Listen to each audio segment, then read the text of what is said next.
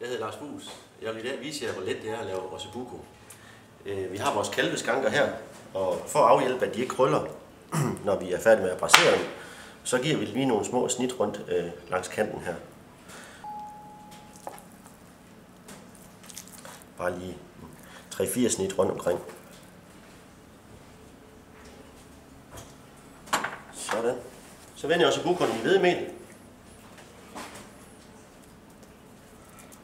Og lægger den ned i gryden. Tag en stor gryde. Så gør det, at vi kan bruge alle sammen af på en gang. Og i den store gryde kan I bruge en stegepande først, og så lave retten færdig i en gryde eller en stegesol i ovnen.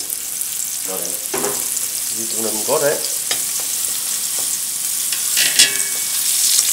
Og herefter lægger vi dem til side, så vi kan få brugt vores gulerødder og vores løg af sammen med hvidløgene. Når det er brun af, vil jeg tilsætte hvidvin, lidt oksebouillon og tomatpuré.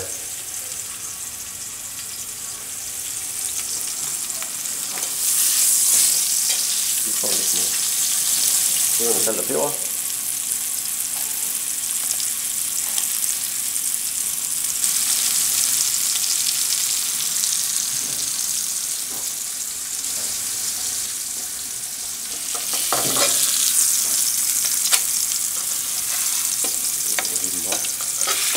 Længe, og så skal vi have brugt vores løg og gulerødder.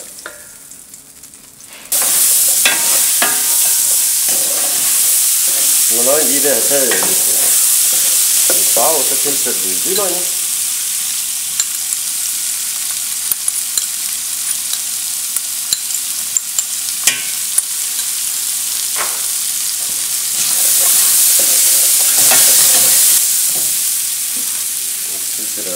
Koncentrat tomatpuré. Sådan. Hvidvin, det må gerne være en tør hvidvin til den ret.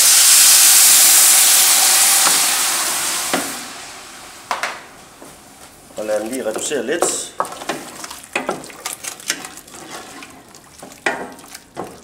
Hvorefter vi tilsætter vores oksebouillon.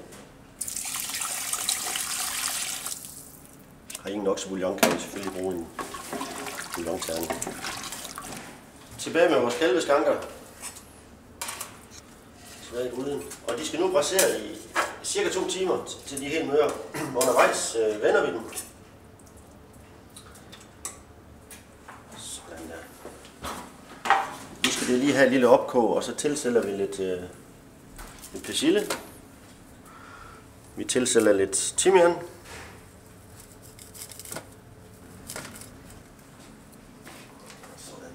Det skal ned under også. Sådan her. Nu skal retten som sagt brassere i et par timer. Når retten er færdig, så tager man kalveskankerne op, og så jævner man sovsen. Tilsætter eventuelt lidt fløde. Anretter i et lille fast fad med kalveskanker, sovsen henover og de ristede svampe her.